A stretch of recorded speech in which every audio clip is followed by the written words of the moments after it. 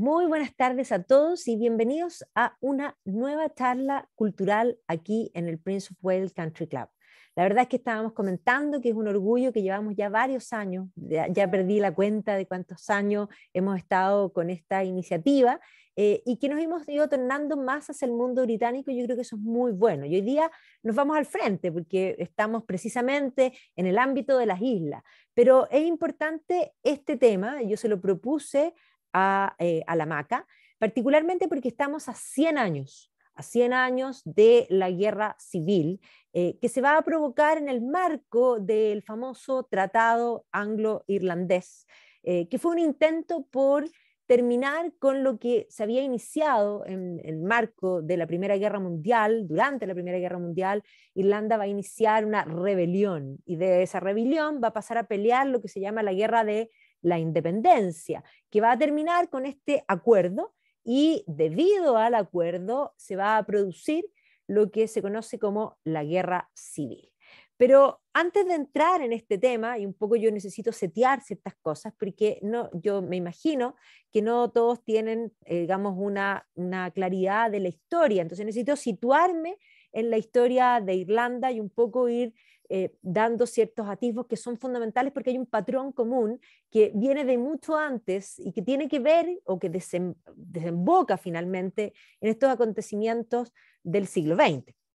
Entonces, la historia de Irlanda es una historia sufrida, pero hay que entender que es una historia bastante separada del mundo occidental inicial, en el sentido de que Irlanda, a diferencia de, si nosotros pensamos Inglaterra va a ser romanizada. Escocia no va a ser romanizada porque los romanos no van a poder conquistar Escocia, pero los romanos van a decidir no conquistar Irlanda. Es más, la van a llamar Hibernia. Hibernia, estábamos hablando recién del clima. Yo creo que efectivamente los romanos que llegaron a Britania estaban pensando todo el tiempo, pensemos en esta gente acostumbrada al clima mediterráneo, con tantos días de lluvia, efectivamente miraron a la isla del frente y dijeron no. Y por lo tanto tenemos que entender que hay un pasado celta que va a marcar una dimensión diferente de lo que es esta Irlanda. O sea, de hecho, en todas las islas británicas tenemos esta cultura que generalmente nosotros hablamos, porque es un tema cultural, los celtas es cultural, es idiomático, el gaélico, que efectivamente es la única parte donde tenemos un gaélico más puro, es en Irlanda, porque el gaélico, el Irish, como se denomina, es un gaélico sin penetración del anglosajón. En cambio, el gaélico que encontramos en Gales es un gaélico que sí tiene anglosajón y por lo tanto va a tener el reemplazo o la utilización de ciertas consonantes como vocales que es derivado del anglosaxón, como la W y la Y, que permite leer. ¿Ya? El gaélico que uno encuentra en Gales es legible y eso que es ilegible, digamos bien claro, pero cuando uno ya sabe que ciertas consonantes suenan como, digamos, como vocales, uno ya puede leer. En cambio, el gaélico Irish es absolutamente ilegible porque no tiene eso. Entonces, en ese sentido, lo insertamos en este mundo celta y por eso yo dije que las Islas Británicas son las que tienen la mayor cantidad de todas estas piedras megalíticas que tienen que ver con esa cultura. Cuando uno ve esas piedras, uno no tiene la noción de la sofisticación de esa cultura. Pero si nosotros nos metemos en la mitología, digamos, irlandesa, nos damos cuenta de que tiene una riqueza, pero impresionante. Irlanda tiene 4 ciclos distintos de formación y de creación mitológica, podríamos decir, que hoy día vamos a hablar de ellos porque vamos a ver que los nacionalismos que van a surgir,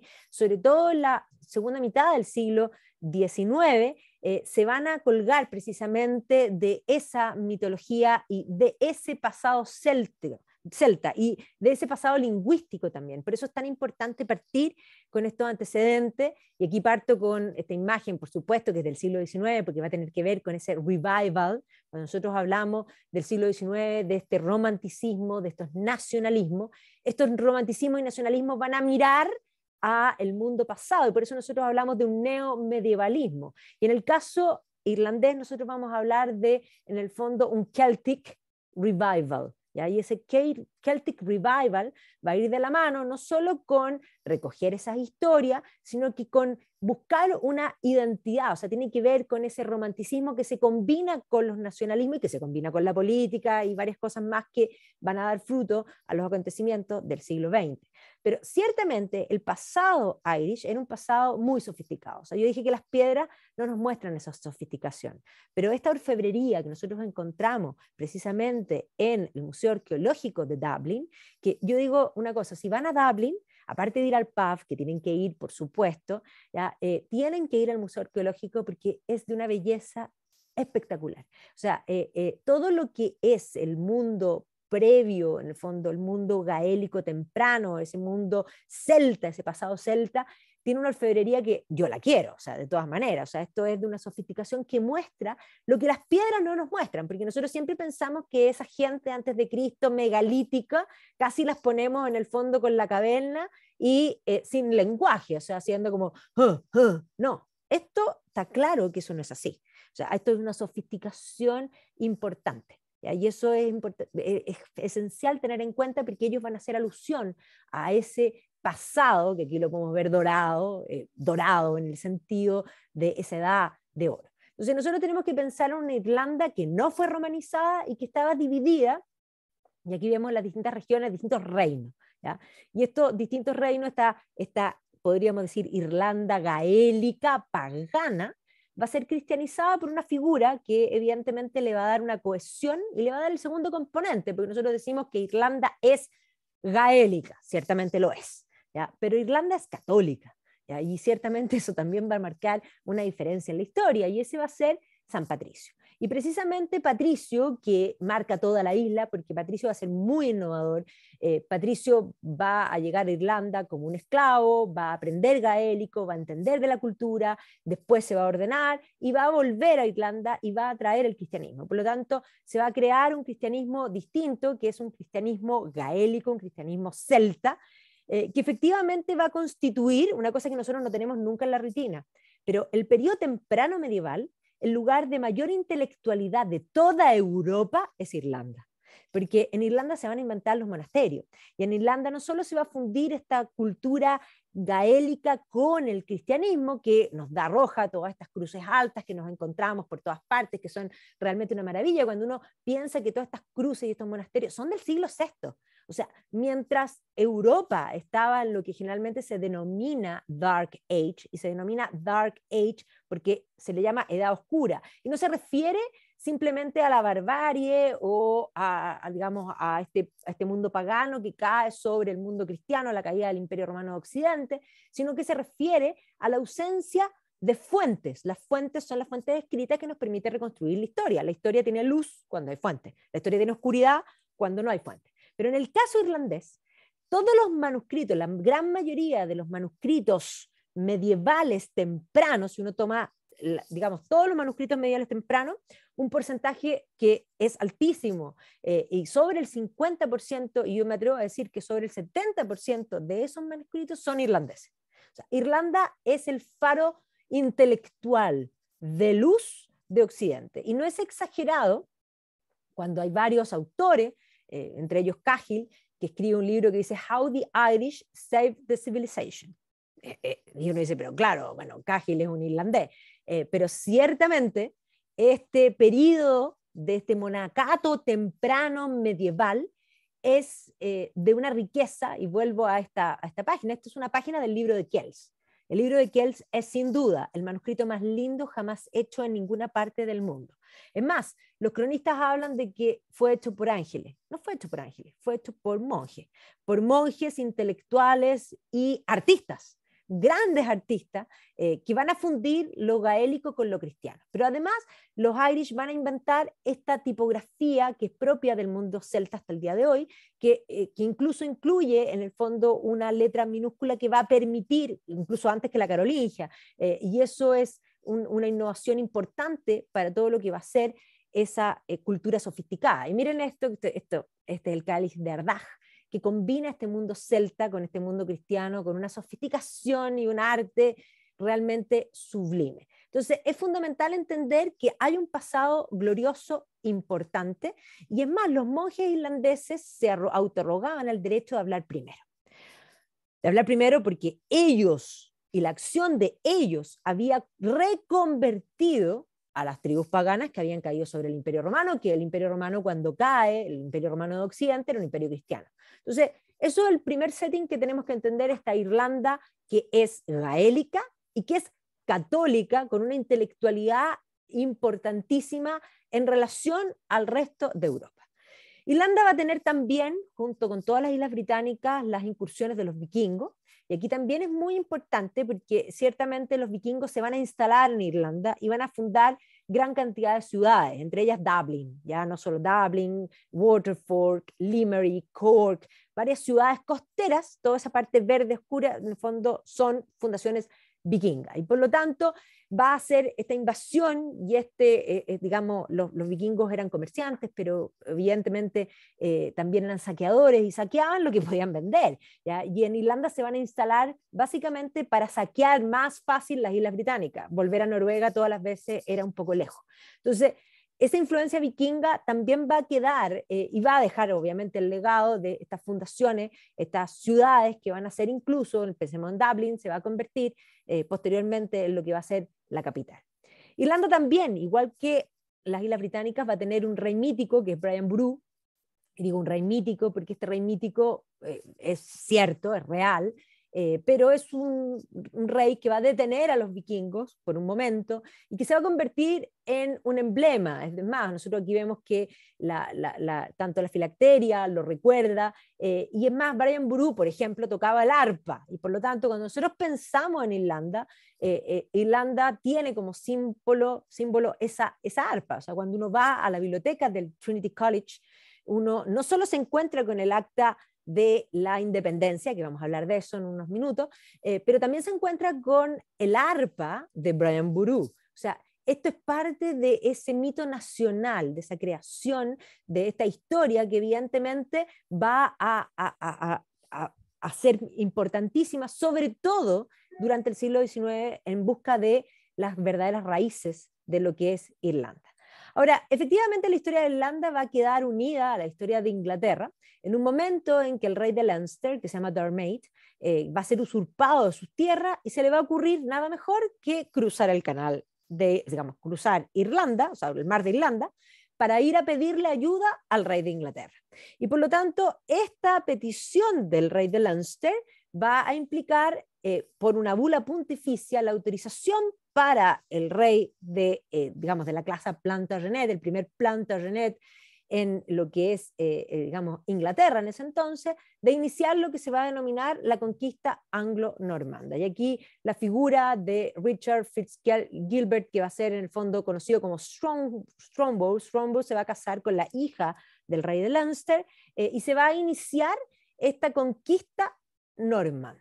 Ahora, entendamos que la conquista normanda no va a ser algo tremendo para la identidad de Irlanda. ¿Y por qué no va a ser algo tremendo? Porque aunque los normandos van a llegar y se van a instalar con algo muy propio de los normandos, van a construir castillos de piedra, porque los normandos van a dejar esa huella clara y distinta, tanto cuando invaden Inglaterra como cuando invaden Irlanda. Irlanda está lleno de castillos de piedra por la presencia normanda, al punto que incluso el propio Enrique II, que le había entregado tierras a todos sus hijos, menos a su hijo menor, que había pasado a la historia como Juan Lackland, sin tierra, se lo va a nombrar Lord de Irlanda. O sea, precisamente después de la conquista de Irlanda, se lo va a nombrar Lord de Irlanda. Entonces, Irlanda se va a llenar de todos estos castillos de piedra maravillosos que son parte de la fisonomía, de lo que hoy día incluso aquí vemos en Limerick, lo que es el castillo del rey John. O sea, era el propio Juan que va a estar ahí. Pero yo digo que esto no va a ser una conquista tremenda todavía en la identidad, particularmente porque Irlanda y Inglaterra en ese entonces tenían más puntos en común, ¿ya? Y por lo tanto vamos a ver que la mayoría de estos anglo-normandos que se van a instalar digamos, en Irlanda, se van a gaelizar en muchos aspectos y por lo tanto van a mantener esa identidad, muchas veces también el idioma y una cierta mismidad propia irlandesa. Pero esto va a cambiar cuando se produce el quiebre de la cristiandad primero Lutero, después Calvino, ¿no es cierto?, después John Knox y después Enrique VIII. Y Enrique VIII va a ser ya el primero que efectivamente, Enrique VIII, entendamos que después de que quiebra con la iglesia y se casa con Ana Bolena, Enrique VIII tenía un problema, estaba quebrado. Y Enrique VIII, una vez que rompe con la iglesia, va a comenzar todo lo que va a ser la confiscación de los bienes de la iglesia y va a empezar a cerrar los monasterios. Y no solo va a cerrar los monasterios en Inglaterra, sino que cuando necesita más plata va a entrar a cerrar también monasterios en Irlanda. Y por lo tanto, esta Irlanda gaélica católica va a empezar a chocar, sí, ahora en una forma distinta, con una Inglaterra que ahora es anglicana. Y esto se va a complicar mucho más con Isabel I, porque Isabel I, vamos a ver que aquí la religión y la política sí se combinan, porque efectivamente Isabel va a afirmar la iglesia anglicana, pero además Isabel va a ver en los católicos aquellos que quieren conspirar contra ella, lo cual es cierto. Ahora Isabel va a ser una gran persecutora de católicos dentro del territorio británico y va a ser la primera en iniciar estas plantaciones de anglicanos dentro de Irlanda. Y por lo tanto, la situación homogénea, gaélica, católica, va a quedar perturbada por esta presencia y eso va a provocar que para el final del gobierno de Isabel I van a existir las llamadas rebeliones de los señores del norte que no quieren en el fondo digamos, esta presencia protestante, anglicana en ciertos lugares y por lo tanto se va a producir una rebelión que además se combina con el tema político. El gran enemigo de Isabel era España. ¿Ya? Entendamos que una vez que ella mata en el fondo a María Estuardo, Felipe II decide invadir, o sea, manda la Invencible Armada, y los católicos irlandeses veían en España el gran aliado, por lo tanto, este era un peligro también político, no es solo religioso, es una combinación, y ella va a mandar al Earl of Essex a terminar con esta rebelión que se conoce como la rebelión de Tyrone, y que va a terminar con estos señores que habían levantado a Irlanda saliendo de Irlanda, tal y cual, Flight of the Earls, o sea, se van a ir los líderes y los irlandeses van a quedar en el fondo con esta penetración de entrega de tierras en el fondo anglicano. Ahora, esta situación parecía cambiar cuando asume el primer Estuardo, que va a ser el hijo de María Estuardo, que va a ser James I de Inglaterra, James VI de Escocia, y efectivamente vamos a ver que a James le va a durar un ratito la idea de mayor tolerancia. Finalmente los católicos van a ver en este rey, porque cuando estaba Isabel veían que Isabel estaba vieja y que en algún momento se iba a morir y podía cambiar la situación de los católicos. Sin embargo, cuando James decide no darle mayor libertad tampoco a los católicos, eso va a complicar y obviamente va a provocar ciertas rebeliones. Esta complicación de la guerra religiosa en Inglaterra va a culminar en lo que va a ser la guerra civil. Y esto es fundamental para Irlanda, porque la guerra civil va a terminar con Carlos I, que era el hijo de James, que quería darle más libertad a los católicos. Él no era católico, pero sí quería no quería tener ciudadanos de primer orden y segundo orden. Hoy día que estamos tan preocupados de ver de que haya, que en el fondo para un valor tan importante como esa igualdad en derecho. Los católicos no tenían igualdad en derecho y por lo tanto quiere intentar darles mayor igualdad y eso va a provocar, entre otras cosas, una pugna con el Parlamento, un Parlamento que estaba bastante impregnado de puritanos, y dentro de estos puritanos el que se va a convertir en el líder del Parlamento va a ser Oliver Cromwell, que va a terminar no solo matando al rey, decapitando al rey, sino que aboliendo la monarquía y nombrándose Lord Protector.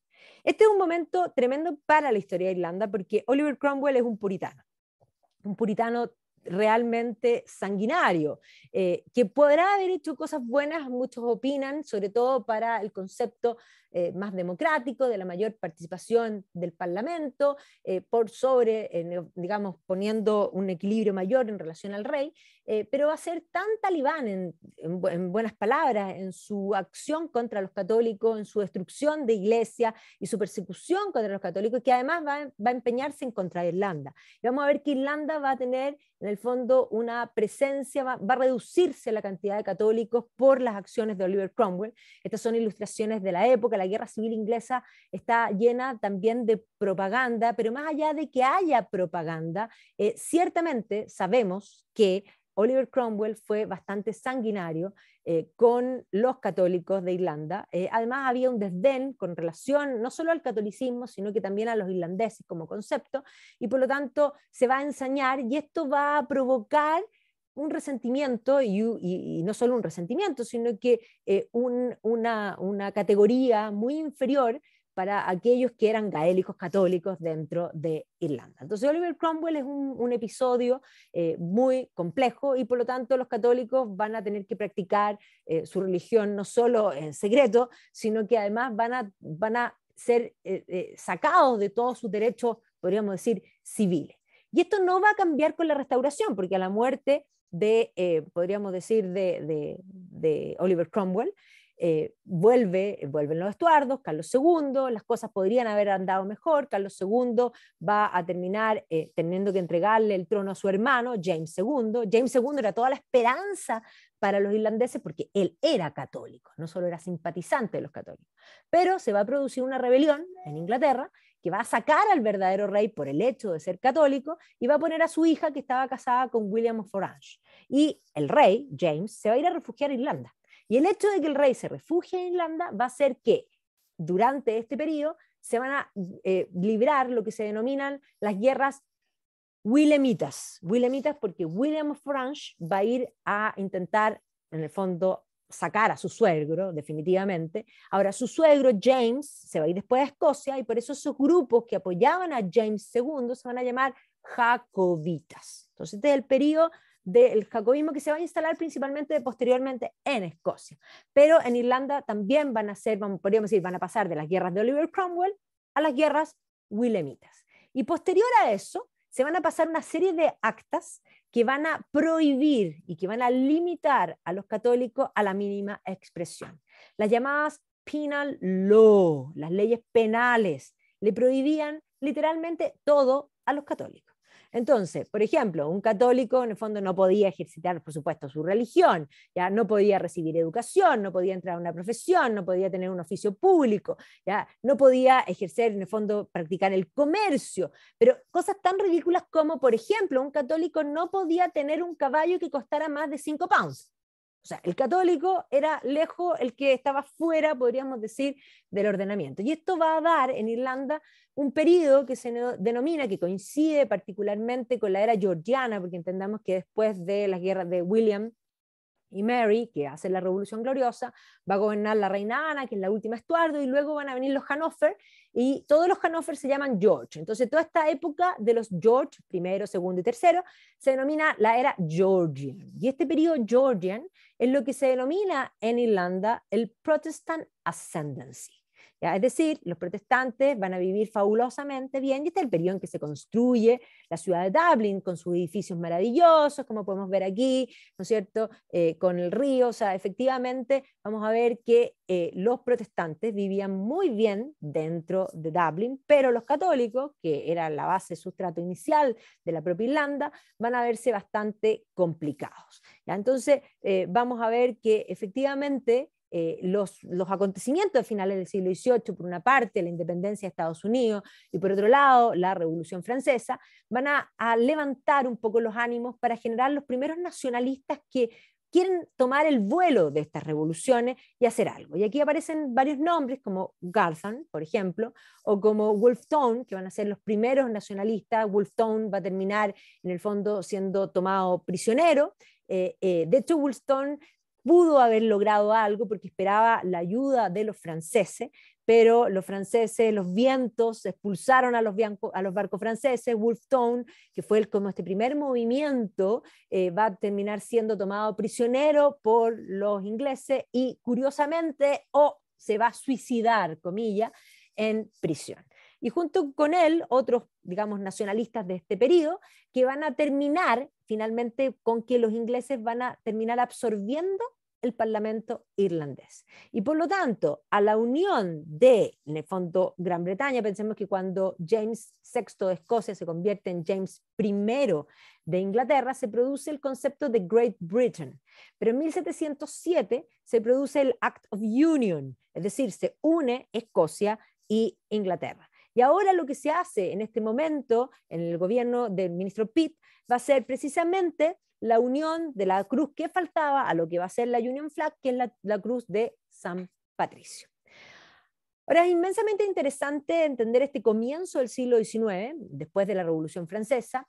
La figura de Napoleón va a producir una serie de movimientos intelectuales en toda Europa, que no van a estar ajenos a lo que es Irlanda.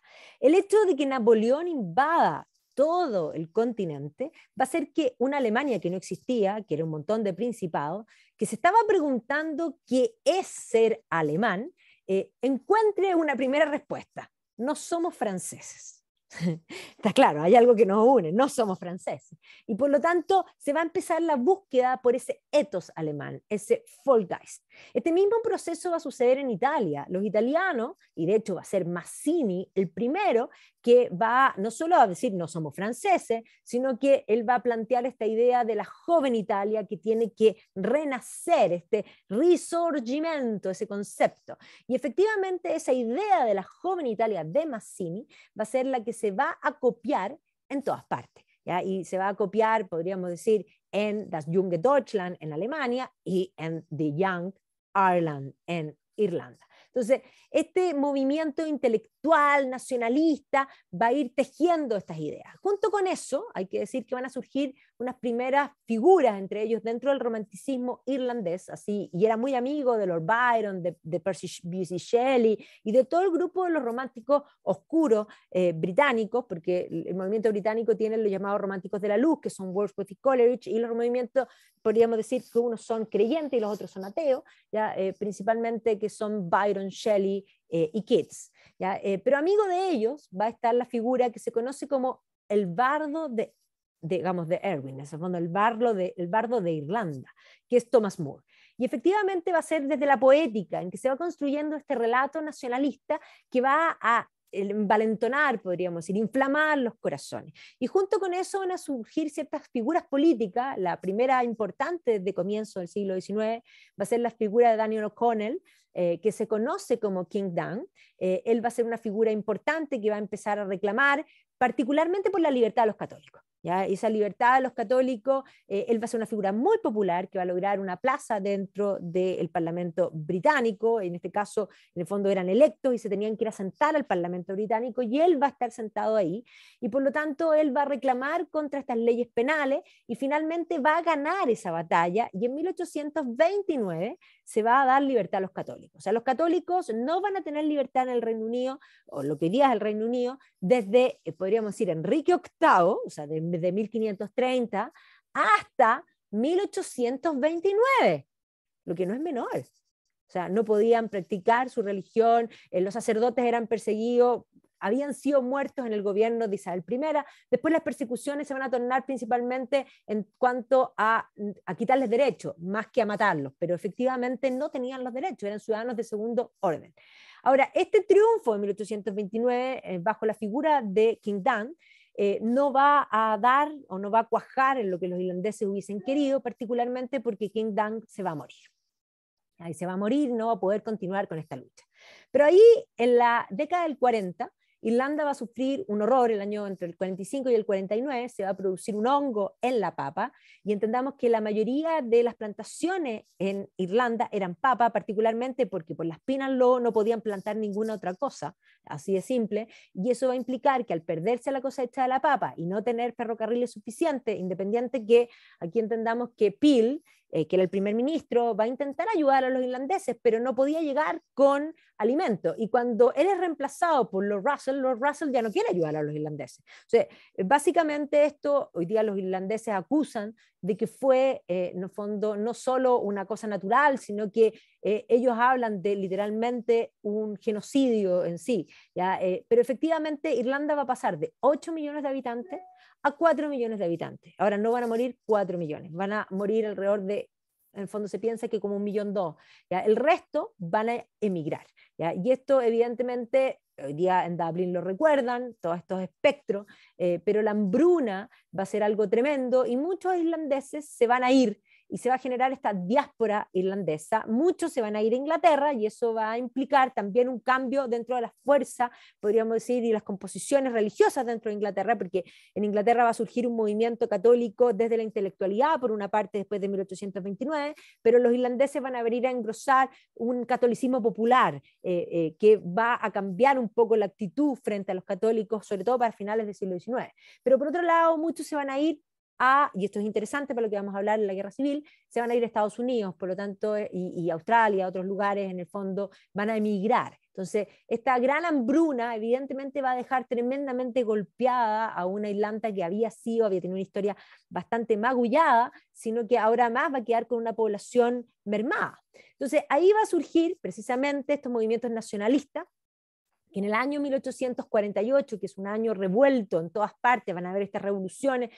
que se combinan nacionalismos, socialismos, porque todas estas fuerzas van juntas y que esto no va a estar ajeno tampoco a Irlanda. Esa idea de Mazzini, de estos movimientos jóvenes, evidentemente van a cuajar en Irlanda, en este movimiento que se llama la Joven Irlanda. Y la Joven Irlanda un poco va a tomar un poco el agua del tiempo. Las revoluciones burguesas no son revoluciones tranquilas, son revoluciones que consideran ya la violencia como una forma, sí, de hacer política. Y por lo tanto vamos a ver que los jóvenes irlandeses van a empezar a buscar, y aquí las caricaturas muestran a un joven irlandés en el fondo de estos grupos, de esta Young Ireland, comprando armas. ¿Ya? O sea, evidentemente van a provocar movimientos revolucionarios que van a ser fácilmente aplacados y por lo tanto la mayoría de estos jóvenes en el fondo van a quedar en simplemente otro intento más, podríamos decir el intento que había existido después de la Revolución Francesa, una nueva oleada de movimientos nacionalistas mucho más estructurados en 1848 y esto va a implicar también el surgimiento de grupos que van a concentrarse en ese pasado, en recoger la hermandad de los fenianos, uno de los ciclos, por los ciclos fundadores del concepto irlandés, está el ciclo del Ulster, está el ciclo feniano, ¿ya? Y evidentemente este nombre feniano va a venir de ese pasado. Y entendamos que los fenianos se van a ir tornando complejos, y aquí muestran a los fenianos sentados arriba de un barril de pólvora, o sea, de hecho va a haber una rebelión, de ahí en adelante el año 67, para el jubileo de la reina Victoria, también van a dar que hablar, y van a comenzar con esta actitud que va a tener que ver con los atentados. Y aquí van a surgir algunas figuras fundamentales que van a combinar este nacionalismo, esta lingüística de recoger el gaélico, de recoger las historias, y entre ellos una figura súper importante para lo que vamos a hablar hoy día es James Stephen. James Stephen va a ser el fundador y cabeza de lo que se va a llamar la Hermandad Republicana Irlandesa, el IRB. ¿Ya? Todos los miembros de la revolución y de la independencia van a ser miembros del IRB, ¿ya? Y por lo tanto esta en el fondo hermandad republicana irlandesa fundada por este Stephen, que además Stephen se va a dedicar a recopilar, por ejemplo, miren aquí, los Irish Fairy Tales, o sea, buscar esa tradición irlandesa originaria, este Celtic Revival, por estos intelectuales que además son radicales, ya, o sea, son radicales, son políticos, están metidos en la chuchoca misma, pero también están en la intelectualidad y en el pensamiento, van a ser parte de este movimiento que va a ir alimentando, sobre todo en la segunda mitad del XIX, un nacionalismo que quiere provocar cambio y que está dispuesto, sí, a usar la violencia física como una forma de hacer política. Ahora, este IRB se va a fundar también una división, porque recordemos que la diáspora irlandesa va a tener una cantidad de gente importante, sobre todo en Estados Unidos, y se va a formar lo que se llama la hermandad feniana. Por lo tanto, a finales del siglo XIX, esta mezcla, esta combinación de la hermandad irlandesa republicana con los fenianos va a ser, en el fondo, de la suya, sobre todo para el jubileo, podríamos decir, de la reina. Los fenianos van a ser un problema político para la era victoriana, ¿ya? Y en el fondo vamos a encontrarnos con figuras que también son intelectuales, como Douglas Hyde, que va a formar, por ejemplo, la Liga Gaélica, con esta idea de recoger la lingüística y la tradición literaria, mostrando una diferencia desde la lengua, entendiendo, porque justamente el periodo de la filosofía de la lengua, o sea, pensemos en los alemanes, entendiendo, o sea, desde Herder en adelante, el concepto del Volksgeist, pensemos en un Wilhelm von Humboldt, entendiendo que el alemán es un modo de pensar. Bueno, los irlandeses van a plantear lo mismo. El gaélico es un modo de pensar distinto. Nosotros no pensamos igual que los ingleses y nosotros somos gaélicos. Por lo tanto, ese afán de recuperar la lengua que tiene que ver no solo con la lengua, sino que con una postura política. Y así como, en el fondo, O'Connell había logrado la libertad para los católicos, pero no había logrado la libertad política porque se murió, a finales del siglo XIX va a surgir la figura de Charles Parnell, que va a empezar a negociar políticamente con William Gladstone en Inglaterra, y un poco buscando una home rule, es decir, nosotros nos podemos gobernar desde nuestra propia isla. Y efectivamente va a lograr acercarse y lograr buenas migas. El propio Gladstone va a estar dispuesto a jugársela por Parnell. La opinión pública consideraban que este era el Frankenstein irlandés y que esto iba a ser el fin y el hecatombe. Parnell iba, pero a mil. Parnell va a ser el primero y dice, ¿por qué Irlanda tiene que ser tratado como un fragmento geográfico de Inglaterra? Irlanda no es un fragmento geográfico, es una nación. ¿Ya? Ese concepto que además va a pelear, el propio Gladstone va a pelear por Parnell en el Parlamento, y en una sociedad victoriana que era inmensamente puritana, se va a descubrir que Parnell tiene un romance con una mujer casada que se llama Kitty O'Shea, y le van a quitar el piso político. Y por lo tanto, este sueño de la independencia va a quedar hasta ahí. Y esto le va a costar incluso el cargo al propio Gladstone en esta pasada, que después va a volver a ser primer ministro más adelante. Pero además ahí se va a combinar con el fuego feniano, particularmente para el jubileo de la reina, donde van a intentar, en el fondo, volar ciertos lugares, o sea, hacer atentados directamente. Entonces, el tema de finales del siglo XIX era esta home rule. Y lo que había instalado Parnell es este concepto, Eire, que se levanta orgullosa, contra este concepto de digamos, un pedazo geográfico de West Britain, como ese concepto, o tenemos esa dignidad o somos mendigos, básicamente. Y esto va a ir de la mano con montones de periódicos que van a surgir, y aquí ya empiezan a aparecer algunos de los personajes que nos van a aparecer en lo que va a ser la Rebellion, que así comienza, porque vamos a ver que el movimiento de Irlanda va a iniciar con una rebelión en plena Primera Guerra Mundial en 1916. Ahí va a abrir el paso a lo que va a ser la guerra por la independencia y posteriormente la guerra civil. Entonces, en estos grupos gaélicos y de periódicos va a aparecer, por ejemplo, la figura de Patrick Pearse. Patrick Pearse va a ser el primer presidente de la República Irlandesa cuando se declara en república, y que era un profesor. Pero era un profesor que estaba metido con todas estas ideas y básicamente él publicaba estos periódicos y obviamente estaba empapado y era parte de estos movimientos. Aquí va a haber un político que va a ser John Redmond, que va a intentar también este concepto de la home rule, va a ir a negociar nuevamente digamos, a Inglaterra esta idea, y se va a empezar a plasmar la idea de que el Ulster, por ejemplo, donde había más cantidad de protestantes, no querían separarse de Inglaterra. Entonces aquí vemos esta caricatura que muestra todos los county, en el fondo, que los lleva ordenaditos como chanchitos, home rule, pero hay uno que se le arranca, que se llama Ulster. ¿Ya? Y precisamente vamos a estar en ese momento, 1914, negociando todo este tipo de cosas, complicados con la situación del Ulster, cuando además es importante entender que se va a formar un partido político, que ojo, Arthur Griffith cuando funda el Sinn Féin que tomaba todas estas ideas nacionalistas, estaba dispuesto incluso a una monarquía dual.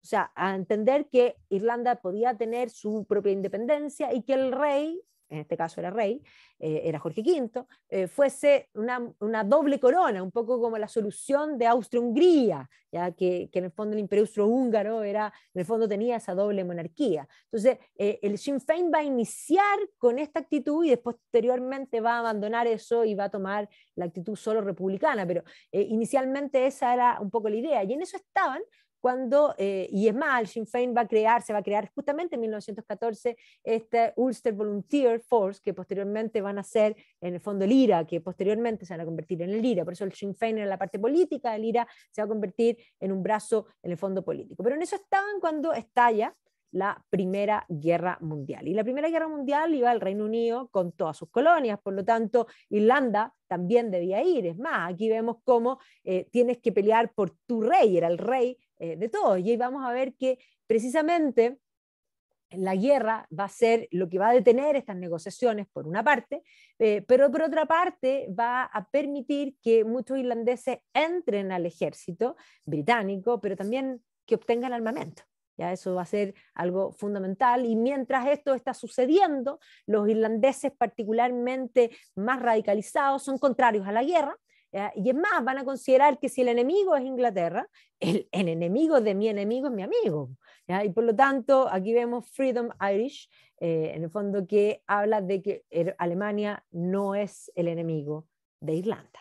¿Ya? Entonces, efectivamente, la guerra se va a entrampar, la guerra va a ser mucho más larga de lo que habían pensado, los voluntarios irlandeses van a ir a la guerra, muchos van a morir, y en el marco de la guerra, en medio de la guerra, están todos preocupados de la guerra, en 1916, en el fondo Easter, para en el fondo Pascua, se va a producir lo que se conoce como la Easter Rebellion. ¿Ya? Y la Easter Rebellion, vamos a ver aquí precisamente a todos los revoltosos, entre ellos Patrick Pearse, que va a ser precisamente este joven profesor que había firmado, va a ser en el fondo parte de los firmantes de este panfleto, que va a ser en el fondo la proclamación de la independencia, que no solo la van a proclamar, sino que va a hacer esta rebelión es tomarse algunos edificios públicos de la ciudad de Dublín, y va a haber movimientos coordenados en otros lugares más, donde ellos en el fondo van a declarar la independencia y van a jurar defender esta república, porque van a declarar la república y van a defender un poco esa república. Y aquí, evidentemente, esto van a aguantar un par de días, pero finalmente van a haber bastiones británicos que van a entrar con gran fuerza y finalmente la rebelión va a ser aplacada. Ahí está el juramento de estos hombres, que vamos a ver quiénes son, y quiénes mueren y quiénes sobreviven, porque los muertos se van a convertir en mártires y en emblema, podríamos decir, y los vivos van a ser los que van a continuar con esta situación. Y entonces el juramento básicamente de esta Irish, en el fondo Republican Brotherhood, que eran todos miembros del IRB. ¿Ya? Entonces ellos van a jurar y dicen, en el nombre de Dios, yo juro solemnemente que haré todo lo que sea posible en mis manos para establecer independencia de Irlanda, y prometo fidelidad al Consejo Supremo de la Hermandad de la República Irlandesa y al gobierno de la República Irlandesa. Obedeceré la Constitución de la Hermandad de la República Irlandesa y a todos mis oficiales superiores, así como protegeré los secretos inviolables de la organización. Y ahí, por lo tanto, van a hacer esta consigna, que además la van a pegar en varios lugares y se van a parapetar en varios edificios, entre ellos el edificio del Correo, que efectivamente aquí se va a entrar con artillería pesada. Vamos a tener en el fondo una ocupación de la ciudad, y podríamos decir con rincones parapetados en distintos lugares, con barricadas, en fin, y que va a culminar con una destrucción no menor. Aquí la defensa, el edificio de Correo, donde van a estar varios de estos personajes, que evidentemente va a culminar con una entrada de fuerza no menor y con varios prisioneros. Van a haber varios muertos en este evento. Van a participar además incluso algunas mujeres, entre ellas la más famosa, la condesa Markievicz, que va a aparecer en la prensa, porque era condesa. Imagínense la condesa vestida, estamos hablando de 1916, de pantalones, combatiente, con en el fondo pistola en mano, combatiendo. Entonces, efectivamente, pensemos, 1916 coincide con todos los movimientos sufragistas que también estaban en este periodo. O sea, pensemos que los sufragistas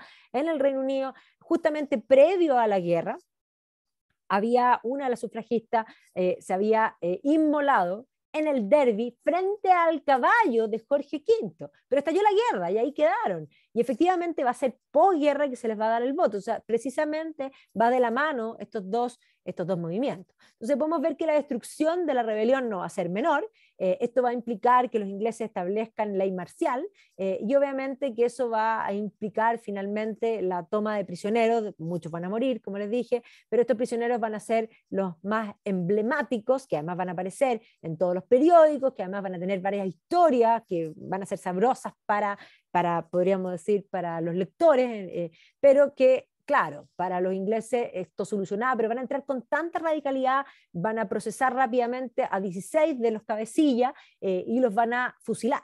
¿Ya? Y esto va a implicar que en vez de aplacar la situación, esto les va a entregar mártires, que los van a convertir literalmente en santos. Hoy día se ha hecho toda una colección de estas 16 vidas, donde se ha contado la historia de cada uno de ellos, son muy diversos, varios tenían, por supuesto, el punto en común de ser parte de esta hermandad, pero evidentemente tenían distintos roles. ¿Ya? Thomas Clark, que era sin duda el ideólogo de esta situación, era en el fondo parte también de la hermandad, y obviamente va a terminar muerto. Hoy día vemos que Thomas Clark tiene también el recuerdo de la estampilla. Sean McDermott, o McDermott, como se lo denomina, era un político, él estaba metido en la política y también era parte de la hermandad, y también en el fondo va a ser uno de los organizadores del Sinn Féin, y también él había sido parte del periódico, o sea, todo esto estaba alimentado uno con el otro, también va a resultar muerto, ¿ya? Y ahí vemos precisamente que se han escrito varias biografías de él.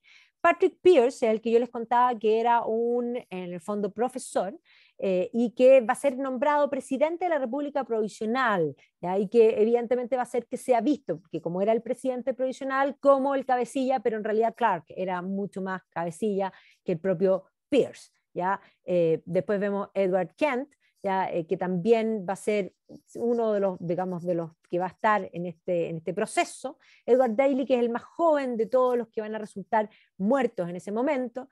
Joseph Mary Plackett va a ser un hombre que además va a dar mucho que hablar, porque él tenía una polola y cuando lo toman preso pide permiso para poder casarse, le van a autorizar casarse. Imagínense, esto va a alimentar la prensa, o sea, se casa y después lo fusilan. ¿Ya? O sea, una cosa que evidentemente tiene que ver con ese romanticismo y con esa historia, ¿ya? Y aquí vemos también que todos tenían relación con estos movimientos, no solo con la Brotherhood, sino que también con todos estos movimientos que tenían que ver con este concepto nacionalista, lingüístico. Muchos eran intelectuales, ¿ya? Que por lo tanto van a morir. Aquí un poco mostrándole la colección de los 16, por ejemplo, Roger David Casement, que no murió en los edificios, él estaba en el continente, y era en el fondo un diplomático, pero también estaba ayudando a la causa, y lo van a tomar preso en el continente y después también lo van a fusilar. James Connolly es bien interesante porque James Connolly es un poco diferente, porque este era no solo nacionalista, este era un socialista recalcitrante, este básicamente era más que un socialista, era un marxista, él de alguna manera era un hombre más cercano a Lenin en muchos aspectos, ¿ya? Y quería en el fondo formar una república obrera, ¿ya? Y también va a resultar muerto en esta... pero otros, por ejemplo, como Thomas MacDonald, era un poeta, ¿ya? Y obviamente que aquí tenemos esta combinación del político duro con el activista, todos miembros de la hermandad, y intelectuales. Ahora, de los que no murieron, que también participaron, me voy a detener en dos personajes que voy a ir presentándolos a cada uno. Uno va a ser Émond de Valera, que sí, va a ser tomado prisionero, pero no lo van a ejecutar, y no lo van a ejecutar porque de Valera no era irlandés, era americano.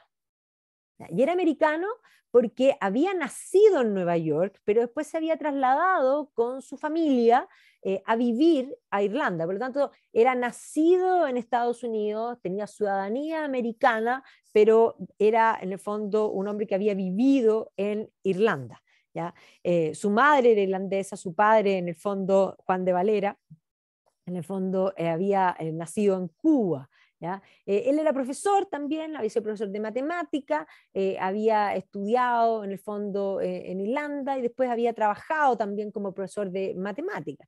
Y se había metido en el tema gaélico también, en todos estos movimientos, y por lo tanto, para recuperar el idioma irlandés, en esta liga gaélica había conocido a la que va a ser después su mujer, que era Shinny Flanagan, que era en el fondo mayor que él, pero con quien se va a casar y con quien va a permanecer en el fondo en matrimonio. Y él se había unido en el año 1913, o sea, antes de la rebelión, se había unido a los voluntarios irlandeses, y después se había unido a la Hermandad Republicana Irlandesa también, que era parte de esta sociedad secreta y había participado precisamente de esos movimientos, y había sido el propio Thomas Canagan, que era este poeta que yo les dije, el que lo había metido en todas estas cosas. ¿Ya? Y por lo tanto, aquí tenemos esta combinación de los dos profesores, podríamos decir, que se habían combinado. Entonces, de Valera no lo van a matar.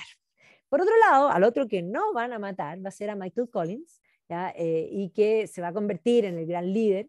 Y posteriormente va a ser la figura clave, o sea, de hecho, una figura fundamental, junto con De Valera, van a ser las dos figuras más importantes de, digamos, de este minuto, digamos, de lo que va a venir posteriormente. Él ya era de una familia nacionalista, ¿ya? Él había nacido en el county de Cork, un padre bastante mayor que se había casado con su madre que era mucho menor que el padre, y por lo tanto cuando él tenía 6 años el padre iba a morir, pero el padre era ya de la hermandad irlandesa republicana, y por lo tanto tenía este pasado, podríamos decir, nacionalista, que además va a aprender muchas cosas. Él se va a ir, a los 15 años va a dejar Irlanda, se va a ir a Londres, tenía una hermana que vivía en Londres, y va a entrar a trabajar, y eso va a ser muy importante, en la oficina de correo, y va a aprender mucho de burocracia y de sistema, y después va a trabajar también en un banco, con lo que va a aprender bastante finanza. ¿Ya? Este va a ser un hombre que va a aprender principalmente de la experiencia. Se va a convertir en mensajeros en el fondo de la compañía de correos, con lo que va a conocer también toda la logística. ¿Ya? Va a entrar a estudiar Derecho, pero nunca va a terminar, por lo tanto, de hecho también era un buen deportista, en este periodo va a participar en el fondo, digamos, en campeonatos en Londres, ¿ya? Y que también aquí va a haber un grupo que eran de la hermandad, que van a jugar. O sea, este momento, digamos, de participación, después posteriormente vamos a ver que también cuando se convierta en celebrity, no todavía, va a tener un vínculo con el mundo de los deportes. Ahora, posteriormente él se va a ir a Estados Unidos, ahí también va a aprender, particularmente va a aprender del tema de bonos, y eso va a ser bien importante, sobre todo para lo que va a ser la guerra posteriormente. Entonces, en 1916, justo cuando es el levantamiento digamos, de Pascua, va a volver a Dublín, y ahí es donde se produce justamente este levantamiento, y él va a participar en esta rebelión, pero no lo van a agarrar, así que por lo tanto se va a convertir en un personaje posteriormente de la rebelión, porque primero se van a tener que reorganizar después de la pérdida de los caídos, pero se va a convertir en la figura clave de la reorganización. Entonces aquí vemos precisamente la prensa, los que sufren, en fin, y los mártires, vemos cómo se convierten rápidamente en mártires, y si estas ejecuciones se habían hecho para aplacar el movimiento, fue todo lo contrario. Esto lo único que hizo fue levantar los ánimos y levantar el movimiento. Aquí yo les recomiendo, hay varias películas, pues al final también les voy a recomendar, pero hay una serie de la BBC que se llama Rebellion, y que tiene dos partes. La primera es precisamente el uprising de Easter Uprising, y posteriormente viene lo que se va a denominar la guerra civil. ¿Ya? Ahora, precisamente De Valera, y aquí un poco los dos personajes, por poco tiempo y debido, y aquí vamos a ver que va a quedar preso, pero debido, no lo matan porque era americano, como les comenté, pero debido a la popularidad de todos estos mártires, finalmente el gobierno británico decide hacer una amnistía, y por lo tanto va a salir libre, y al poco tiempo se van a hacer elecciones y va a salir electo miembro de la Cámara de los Comunes, y va a ser parte de la presidencia del propio Sinn Féin, ¿ya? Que evidentemente va a ser De Valera al entrar al Sinn Féin, que ya no quiere que haya un Sinn Féin que quiera una doble corona, sino que ese espíritu más republicano que estaba en la idea de la rebelión, de la República Irlandesa, es el que de alguna manera va a primar. Aquí están presos, en el fondo, y aquí está el propio, ahí está Michael Collins, que tiene una X aquí arriba en la cabeza, que obviamente también va a estar preso, y van a salir libres en esta amnistía.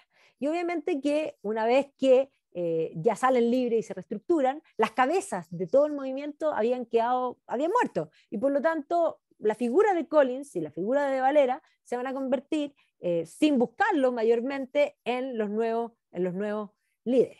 Ahora, es importante aquí porque cuando muere Tom Clark, que había sido el que había organizado el levantamiento, él antes de morir le entrega el mando a su mujer.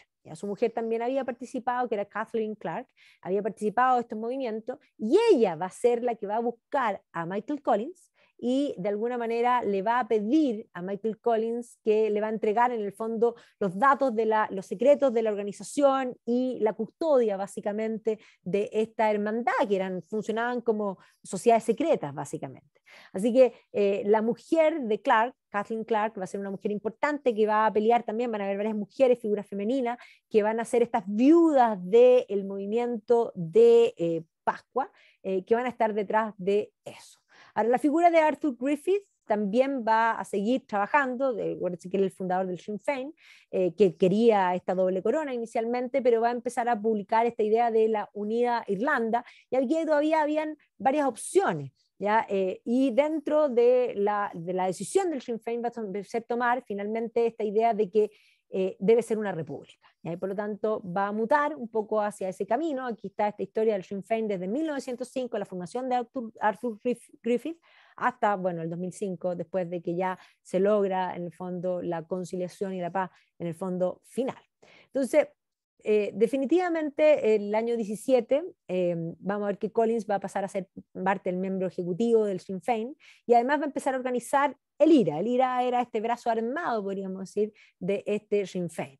¿Ya? Y por otro lado, De Valera también va a empezar a aparecer y De Valera va a ser el que va a presionar a Griffith de dejar a un lado un poco esta visión más monárquica que podía haber existido. Entonces, en la elección de 1918, el Sinn Féin va a participar ya con una visión más republicana, como ya les había planteado, y van a arrasar.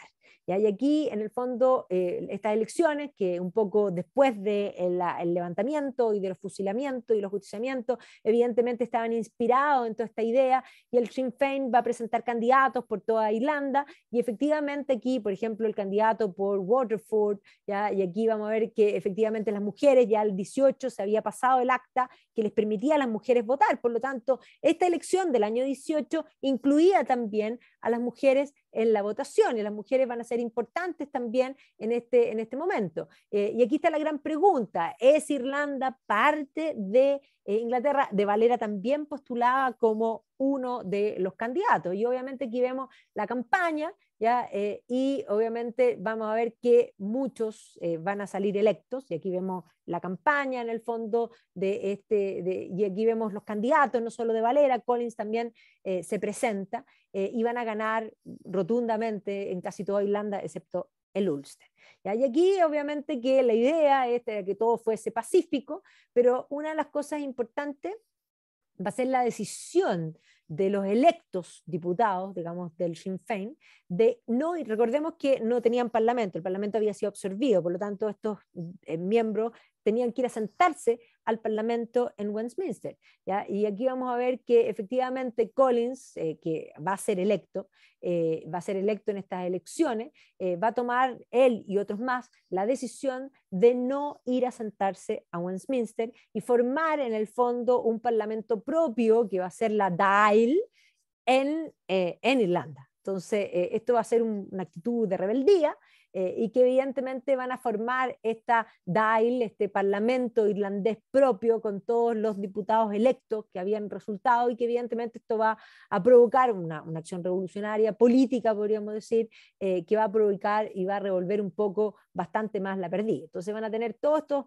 diputados electos que van a empezar a tomar, no solo se van a constituir en Irlanda, sino que van a empezar a tomar algunas decisiones. Ojo que cuando se producen las elecciones, De Valera, entre otros, habían resultado presos nuevamente, entonces Michael Collins aquí se las juega, y es más, muchos dicen que aquí muestra su valentía, porque efectivamente va a hacer una acción impresionante, que va a terminar liberando a De Valera, que después se van a convertir en archienemigos. O sea, vamos a ver que van a ser dos posturas, y porque básicamente aquí había mucho de egos también, ¿ya? Pero efectivamente después de la elección, De Valera estaba preso y Michael Collins lo va a rescatar.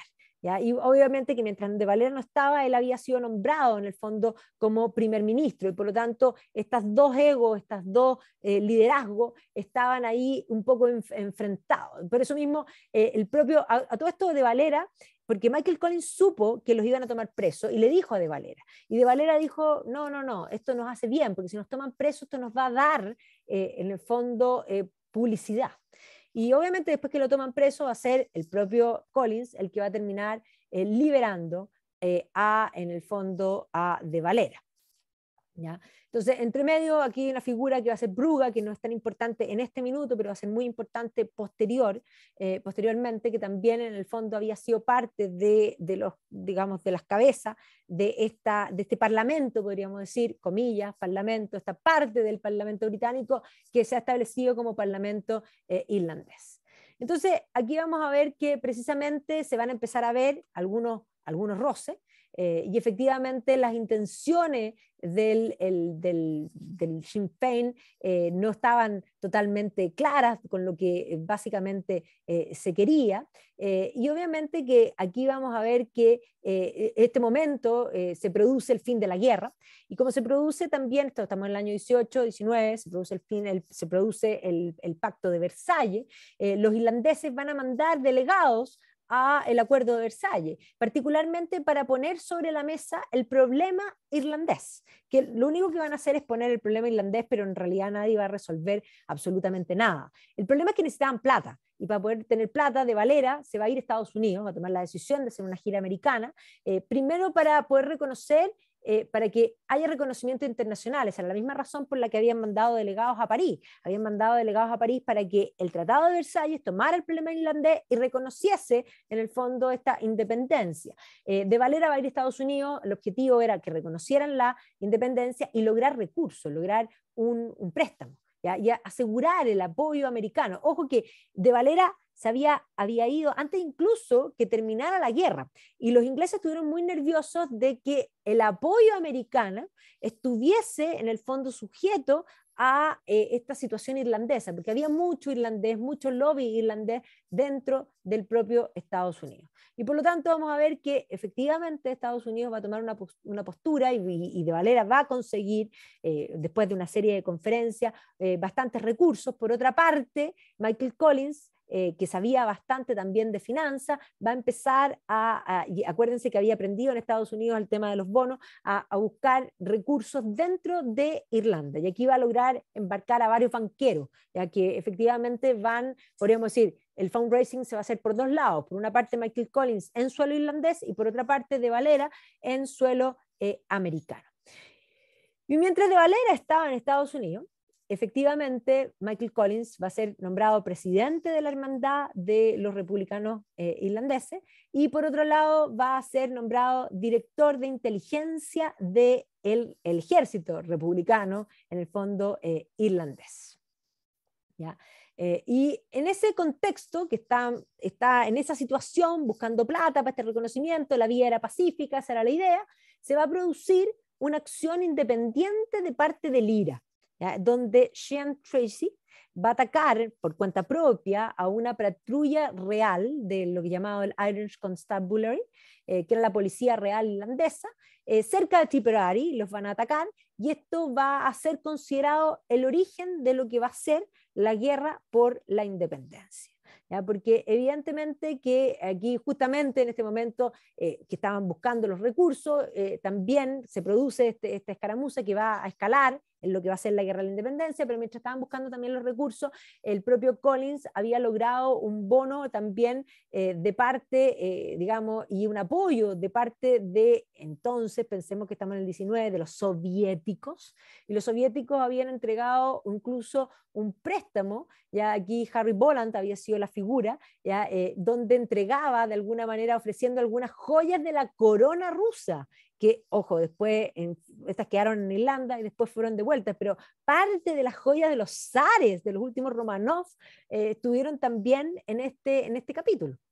Ahora, efectivamente, esta escaramuza que provoca la muerte de estos patrullas va a ser considerado en el fondo el comienzo de esta guerra de la independencia. Y esta guerra de la independencia se va a escalar, evidentemente que los británicos tenían un ejército mucho mayor, y aquí va a ser fundamental la figura de Collins, porque Collins, Collins es considerado el padre de la guerrilla, pero en realidad no lo es. Él va a aprender de los propios irlandeses. Los irlandeses en esta historia contra británica habían participado ayudando a los Boers en las guerras de los Boers. Y en la guerra de los Boers, los Scots, podríamos decir, irlandeses habían aprendido cómo los Boers, que eran menos, hacían ataques en el fondo puntuales y se retiraban, atacaban y se retiraban, atacaban y se retiraban. Es lo que se denomina guerra de guerrilla.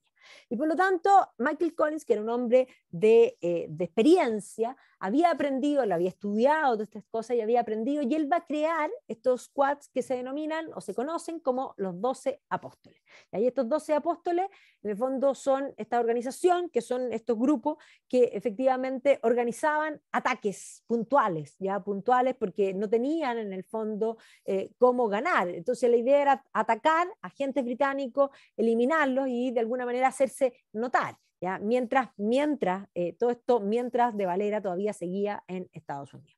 Entonces, evidentemente que estos ataques de squad van a desesperar a los británicos porque en el fondo atacaban, se retiraban, pero sí producían daño. Y obviamente que van a lograr lo que más buscaban estos Irish era precisamente titulares. ¿Ya? Y por lo tanto van a matar al inspector, en el fondo británico en Dublin, van a juntarse en distintos lugares, y ojo que además en este entonces Michael Collins no tenía prácticamente ninguna foto, entonces los británicos sabían de Michael Collins, sabían de esta figura, sabían de los squad, pero nadie sabía cómo era. Es más, los británicos lo habían tomado preso varias veces, pero no tenían en el fondo su fotografía registrada, porque como en el movimiento de 1916 a él no lo tomaron preso, tampoco lo habían fotografiado. En fin, entonces se convierte como en una figura casi mítica, ¿ya? Y aquí vemos precisamente cómo hay ataques en distintos lugares, y esto obviamente y él era parte de la inteligencia del IRA, y esta era la acción a través de estos grupúsculos, en el fondo de ir atacando. ¿Ya? Y aquí vemos precisamente de Richard Mulcahy, va a ser parte junto con Collins de esta primera organización que evidentemente tenía absolutamente locos a los británicos. Aquí está la placa que dice que aquí se juntaban precisamente estos grupos que además eran voluntarios y por lo tanto por todas partes se van a ir aumentando la cantidad de voluntarios que estaban dispuestos a pelear, ahora sí, armados por la independencia. ¿Ya? Entonces, al punto que el gobierno británico va a terminar ofreciendo una recompensa por la cabeza de Michael Collins, al que denominaban The Big Fellow. ¿Ya?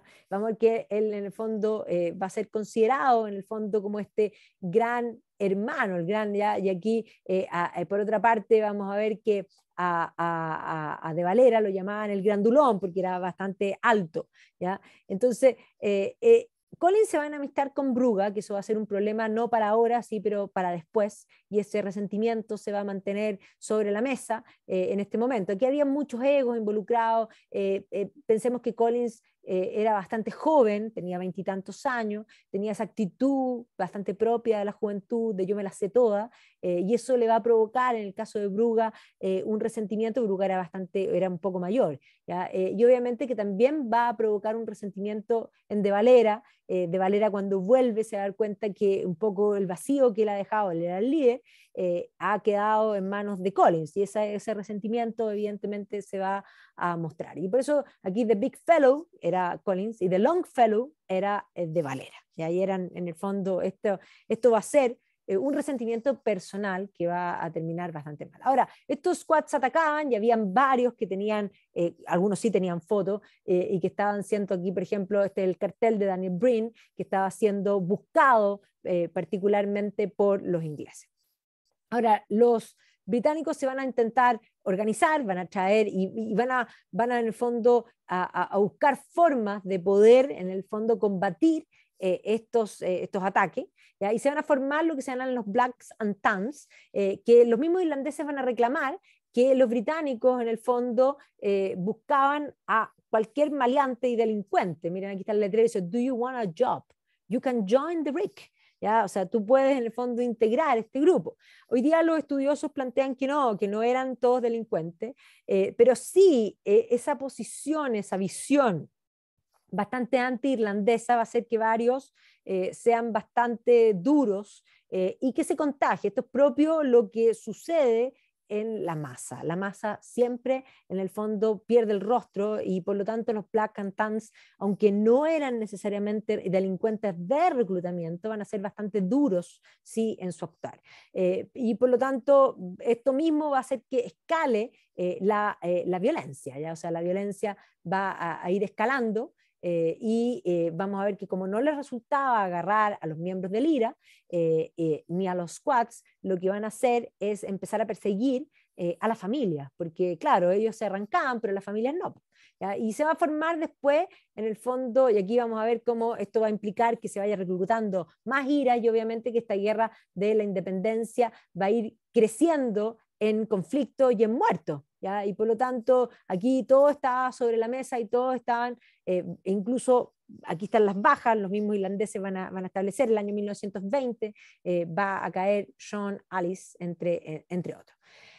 Ahora, los británicos van a formar un nuevo destacamento para tratar, en el fondo, de calmar, digamos, todo esto, y van a empezar a atacar, sí, ciudades. Y aquí vemos que esta guerra por la independencia va a terminar con una destrucción bien importante. Cuando uno ve, hay que entender que la Primera Guerra Mundial no se peleó en Irlanda, pero la guerra civil fue tremendamente dura y aldeas completas van a quedar destruidas, en el fondo, en búsqueda de estos líderes que eran, en el fondo, como jabón, se les arrancaban unos a otros. Y esto, evidentemente, que podría haber continuado eternamente, pero además eternamente entre comillas, porque va a ser muy práctico Michael Collins. Michael Collins sabía que podían continuar un tiempo más, podían morir muchos más, podían haber más reclutas, pero no podían ganar. Los ingleses, en el fondo, eran más poderosos. Y por lo tanto, él como un hombre pragmático, y ahí uno ve que era una figura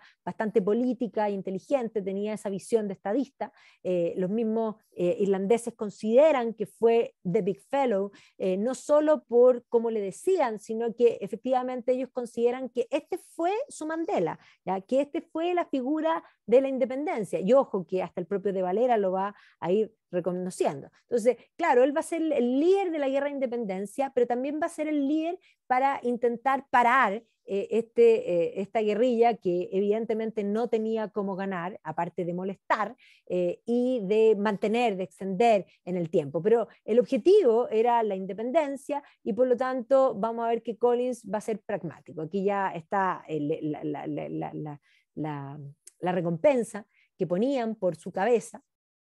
Y un poco como, aquí muestro varios libros que muestran, aquí lo vemos junto a De Valera y a Griffith, y obviamente que va a llegar un momento en que el gobierno británico decide llamarlos a conversar.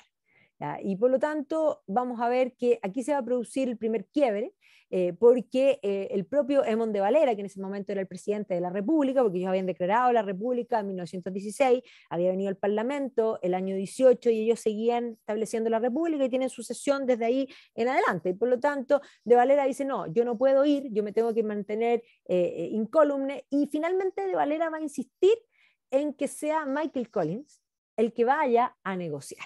¿Ya? Lo cual el propio Collins decía, yo no soy un negociador. Collins no estaba tan seguro de esta situación, de tener que ser él, o sea, hubiese preferido que hubiese ido de Valera, pero de Valera va a insistir en que sea Collins el que vaya. Y cuando Collins llega, que no va a ir solo, va a ir Griffith también, o sea, que era el fundador de Sinn Féin y varios otros delegados, pero Collins cuando llega ya era famoso, ¿ya? Él a todo esto, para ese entonces tenía una polola que era Kitty Kernan y que ya aparecía en los periódicos. Recordemos que habían puesto digamos, precio a su cabeza, por lo tanto ya había fotos circulando de él, y cuando él va a Inglaterra a negociar se había convertido en celebrity. Es más, muchas mujeres se agolpaban y él le escribe cartas a Kitty diciendo que hay mujeres afuera de mi habitación, ¿ya? O sea, es más, esa cosa atractiva del revolucionario evidentemente atraía mucho, pero va a impresionar en los acuerdos porque va a tener un rol de estadista importante. Él se va a dar cuenta que lo que ofrecen los británicos, y aquí vamos a ver que el tratado va a ser largo, van a negociar bastante esa noche en Londres, Midnight in London, como van a llegar a este acuerdo anglo-irlandés. Los políticos se van a sentar, lo que hoy día hablan de la cocina, pero más que una cocina, esto va a ser una gran negociación. O sea, aquí vamos a ver que el Reino Unido va a poner sobre la mesa la idea de independencia, home rule, eso que tanto habían buscado, sí, pero tenían que mantenerse dentro de la monarquía, un poco lo que había planteado Griffith en un comienzo, y Griffith también era parte de la negociación. Lo que le ofrecía era independencia en muchos aspectos en el gobierno, pero que tenían que mantenerse unidos al Imperio Británico. Eso significaba una especie de Commonwealth, una situación similar a la que tiene Canadá, a la que tenía Canadá en ese, o sea, esa era un poco la idea. Y vamos a ver que Michael Collins va a decir sí, me parece bien, no es la independencia que nosotros queremos, pero es un camino independiente para de ahí poder construir. Además, Michael Collins ya sabía, recordemos que él era el jefe de las guerrillas, que la guerrilla, si ellos volvían a la guerra, o sea, si ellos no aceptaban el acuerdo, era volver a la guerra, y a la guerra iban a perder. Y por lo tanto, este era un camino para la libertad. Pero también sabía que cuando volviera con el acuerdo iban a haber grupos de la hermandad republicana, recordemos que se llaman republicanos, no iban a querer precisamente este acuerdo. Es más, vamos a ver que va a sorprender a los británicos, no solamente se va a convertir en celebridad de las mujeres, sino que le van a hacer un cuadro, eso que yo les mostré aquí, en el fondo es el cuadro que le van a pintar, que está en la National Portrait Gallery, de hecho, y mientras estaban en las negociaciones, van a hacer dibujos de la figura de Michael Collins y de Arthur Griffith, entre otros. ¿Ya? Entonces aquí se ofrecieron ciertas cosas. En esta participación participó Lord Asquith, participó también Winston Churchill, jovencito, pensemos que Churchill había figurado en la Primera Guerra Mundial, cometiendo varios desaciertos, por lo tanto aquí vuelve en el fondo a aparecer. Aquí vemos precisamente las caricaturas que aparecen en la prensa, un poco de estas negociaciones, que un poco a este espartano, que era Michael Collins, se le salió el género de la botella y tuvo que negociar y aceptar términos que probablemente no eran los que él quería.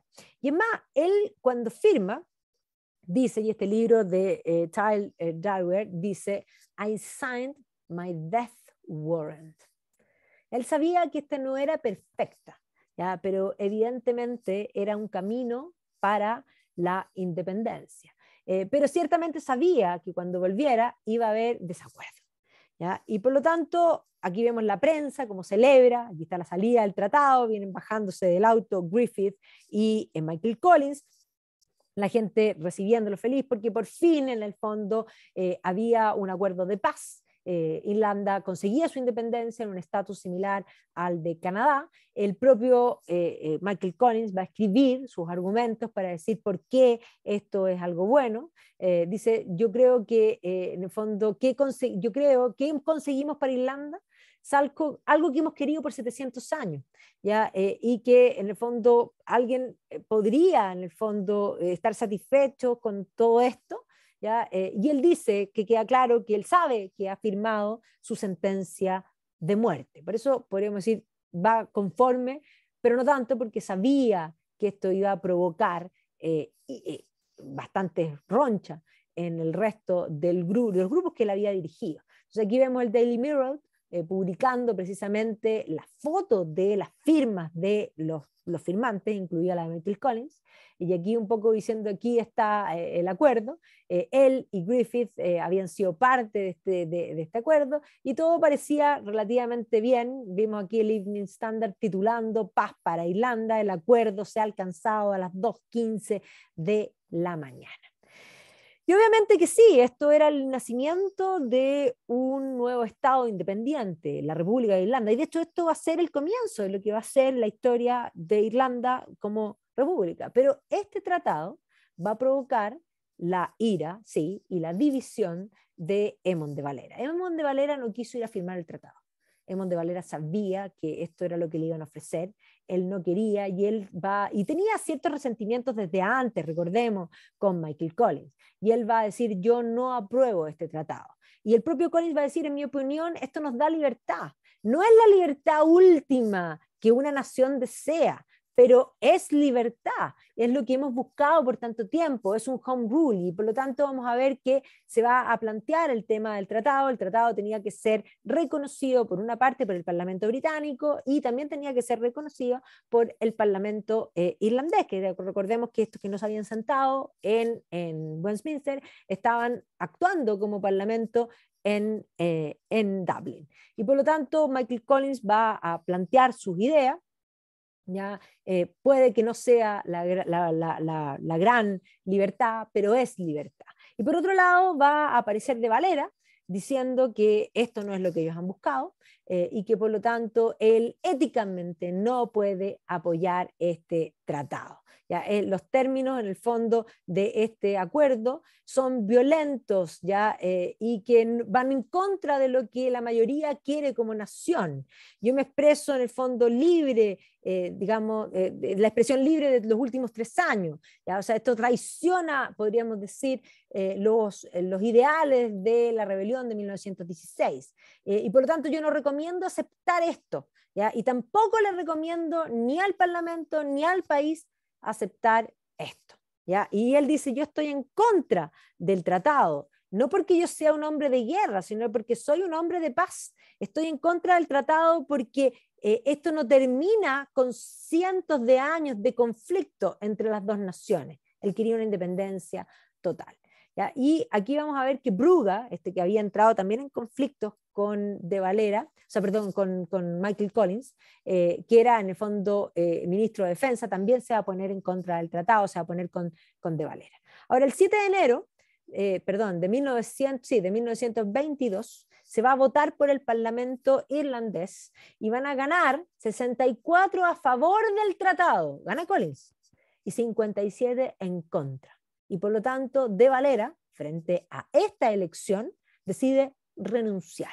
O sea, democráticamente habían aceptado el tratado. Este era el fin, ya estaban, pero De Valera va a insistir. ¿Ya? De hecho, una vez que De Valera sale, Griffith va a tomar el gobierno provisional.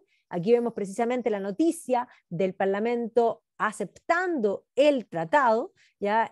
Y efectivamente el IRA decide tomar posición con De Valera y dice que la acción de la mayoría de los irlandeses, en el fondo lo que ha hecho el Parlamento de apoyar el tratado, va en el fondo en contra, podríamos decir, se establece un gobierno libre irlandés, pero deja fuera la República.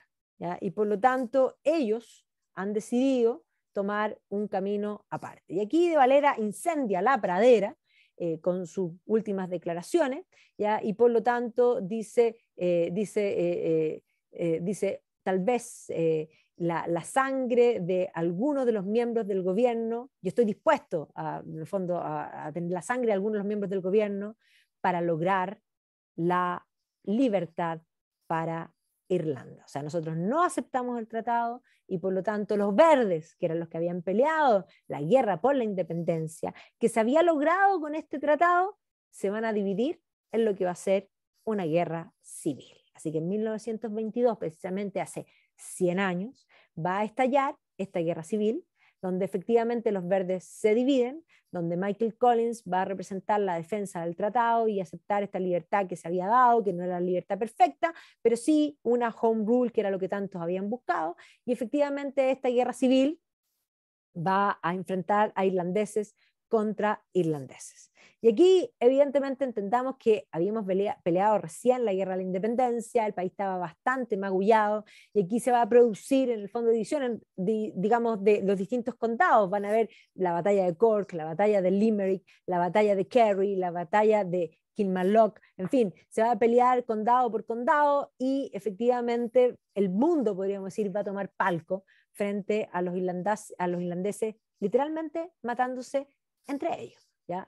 Y obviamente que aquí no va a haber aquí hay un montón de fotos coloreadas que han puesto algunos personajes que hacen estas recomposiciones de las fotos antiguas que me parecen realmente maravillosas porque hacen ver como si fuera una película y la verdad es que no son películas, son las fotos originales de estos verdes contra los verdes en las distintas ciudades, en los distintos lugares, porque esto se va a pelear en todo el territorio de Irlanda. ¿ya? Y aquí vemos, en el fondo, las caras también de la población civil, que lo va a pasar pésimo. O sea, piensen ustedes que desde 1916 esta gente va a vivir en una situación, guerra de la independencia, esa rebelión, guerra de la independencia, y ahora la guerra civil. Y evidentemente se van a dividir. Michael Collins va a tomar el bando de, digamos, de los que quieren el acuerdo, de Valera va a tomar contra el acuerdo, y van a pelear ciudad por ciudad, calle por calle, casa por casa, un poco esa guerra de guerrillas que le habían hecho literalmente a los ingleses, ahora la van a hacer entre ellos. ¿Ya? Y por lo tanto, vamos a ver cómo este sueño de la República se va a ver en el fondo truncado por esta situación.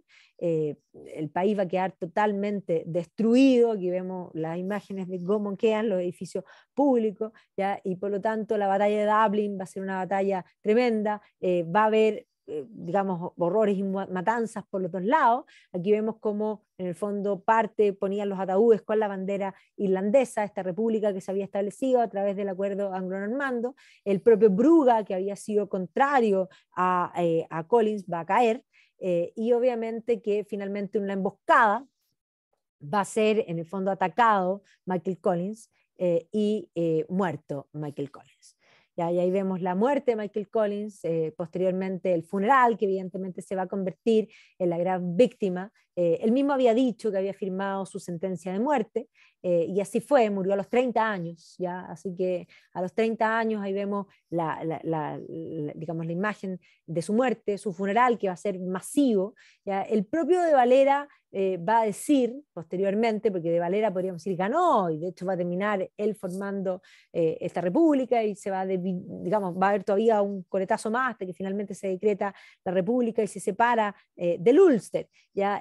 Pero efectivamente él va a decir, el mundo va a reconocer que Collins fue en el fondo el gran héroe, y eso lo van a hacer a mis expensas. Sin duda, porque aquí había una rivalidad personal de Valera con Michael Collins. De Valera siempre supo la valía de Collins. De Valera insistió en no ir él, era el presidente, al acuerdo, y un poco puso en carne de cañón al propio Collins. Así que las noticias van a decir que Collins cayó, Collins ya era un celebrity, y obviamente que va a aparecer en todas partes. O sea, aquí vemos el New York Times, que lo va a poner en portada del diario, y al Boston Post, un poco Vancouver Sun. Uno dice, pero ¿cómo? La portada del diario, la muerte de Michael Collins, ¿ya? Y obviamente que eso va a implicar finalmente llegar a un acuerdo. Así que de Valera finalmente va a convertirse en el héroe, más bien en el líder que quedaba para reorganizar esta Irlanda bastante magullada, ¿ya? Entonces él va a decir, yo considero, mi opinión, es que la historia va a recoger la grandeza de Michael Collins y la va a recoger a mis expensas. O sea, efectivamente, eso fue lo que pasó, eso lo dijo en ese entonces, y la historia no se escribe de inmediato, lo que se escribe de inmediato se llama periodismo. La historia se escribe con el tiempo, cuando hay perspectiva, pero con la perspectiva del tiempo, de Valera tuvo razón en el sentido de que la historia recogió a Michael Collins como el gran estadista y no a de Valera, y un poco quedó esa mezquindad, y ese es el gran punto que tiene en el fondo de Valera como figura. Mucho se ha escrito de Michael Collins, biografía, y hay una película muy, muy buena del año 96, que no es que se la recomiendo, se la súper recomiendo, que se llama Michael Collins, que es con Liam Neeson, que hace de Michael Collins, y con Alan Rickman, que hace de Eamon de Valera, y que muestra precisamente todos estos periodos desde la digamos, rebelión, guerra de la independencia, y finalmente también la guerra civil, ¿ya? Y ahí vemos precisamente los actores de esta, y hay otras películas como por ejemplo The Wind That Shake the Barley, con Colin Murphy, que es el de los Peaky Blinders, que es Irish también, que también en el fondo hace, digamos, de un personaje aparte, pero que aparece en la figura de Michael Collins y de Eamon de Valera. Y en la serie Rebellion es precisamente anterior, este Michael Collins, que es como el jefe de finanzas que recluta los dineros, y que es este hombre secreto que nadie sabe precisamente cuál es su identidad. Un poco para que vean que ha sido, y esa serie, Rebellion, tiene la segunda parte que se llama Resistance, que precisamente cuenta ya en el marco de la guerra civil. Ahora, De Valera ganó, sí, pero no ganó, porque de hecho estaba quebrado, el país estaba destruido. Y es entonces cuando el año 22 finalmente los ingleses le dicen, ya, no moleste más, quédese con Irlanda, nosotros nos vamos a quedar con el Ulster, se lo compro. Y ahí está, pagándole. Esta es la caricatura que muestran en el fondo el pago por Irlanda del Norte. ¿Ya? Y Valera entregó todo eso. ¿Ya?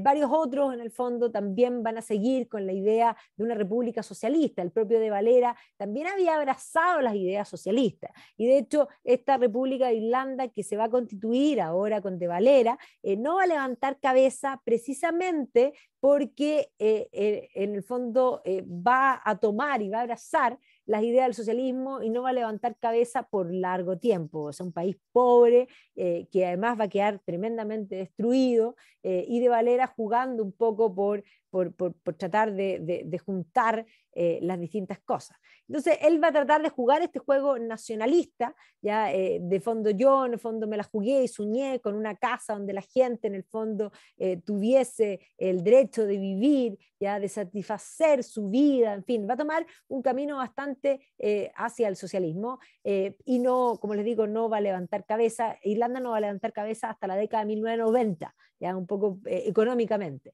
Entonces, efectivamente, esto, la pobreza, va a hacer que sea una república bastante fallida en muchos aspectos. Es más, durante la guerra va a abrazar, porque como era socialista, nacionalista, se va a sentir muy cercano a los socialismos nacionalistas y por lo tanto mucho no va a entrar de aliado de Hitler, pero sí era simpatizante de Hitler y evidentemente de los conceptos fascistas, de esa idea del rol del Estado como algo importante dentro de este nacionalismo. Aquí las caricaturas se ríen a carcajadas, un poco de este de Valera, un poco como títere, o un poco como estos rugbyistas jugando con la pelota del fascismo, donde va Mussolini y de Valera viene detrásito ahí con digamos, con el trébol.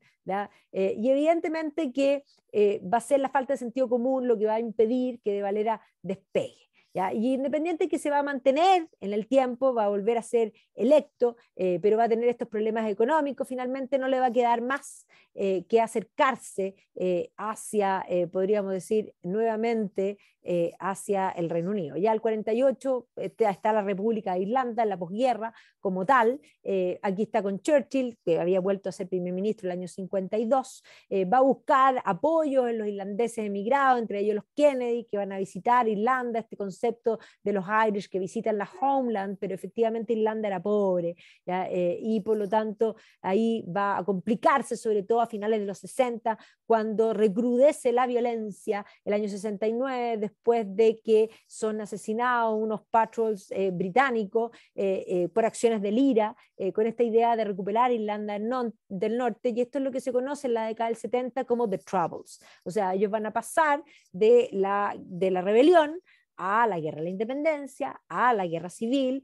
a la destrucción y el rearme dentro del socialismo y finalmente en los 70 el recrudecimiento, particularmente en el Ulster, los atentados del IRA en suelo británico para llamar la atención. Pensemos que este es el contexto de la película En el nombre del padre, que de alguna manera va a llevar esta situación nuevamente a una situación complicada, se van a adjudicar una serie de atentados y esto es lo que se denomina Troubles. ¿Ya? Esto va a mantenerse hasta el gobierno, digamos, de Margaret Thatcher, cuando además ella les cambia las condiciones a los presos del IRA, porque se denominaban presos políticos, y ella dice que no son presos políticos, que son en el fondo terroristas que han atentado contra la vida de las personas, y les quita las prebendas, y por lo tanto estos presos, entre ellos Bobby Sands, inician una huelga de hambre, y ella decide no negociar con los terroristas, y entonces la prensa insiste de que no lo pueden dejar morir, y que en el fondo pobrecito, y ella va a decir, el señor Sands es un criminal convicto, que ha elegido tomar su propia vida, una elección que su organización no le permitió a muchas de sus víctimas, ¿ya? Y por lo tanto, Sands se va a morir.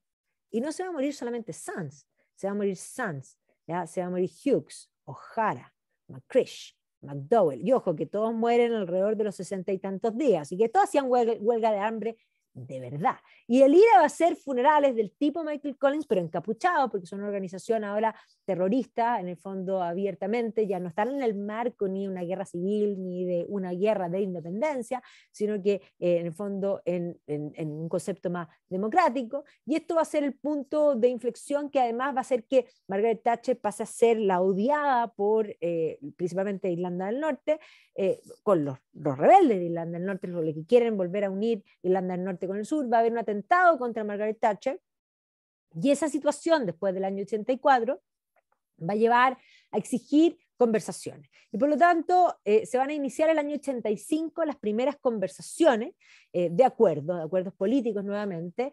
A la salida de Margaret Thatcher, vamos a ver que John Major va a continuar con esta línea de conversaciones y precisamente vamos a ver que ya se anunciaba el año 94 el fin del fuego permanente, y va a ser el gobierno de Tony Blair donde definitivamente se va a llegar a la paz. Y los miembros del Sinn Féin, que ahora eran parte del brazo político, pero de este movimiento armado terrorista, el IRA era el brazo armado del Sinn Féin, van a terminar en 10 Downing Street tomando tea time literalmente con Tony Blair, y se va a llegar a esa paz. Y con eso después Irlanda va a entrar a la Unión Europea, van a venir los 90, cambio de políticas económicas y el tigre celta que va a empezar a despegar, pero la crisis del 2008 lo va a golpear fuerte, pero después de la caída del 2008 hoy día ha repuntado y está nuevamente arriba con una política bastante baja de impuestos, en el fondo buscando, se ha convertido en una especie de Silicon Valley de Europa,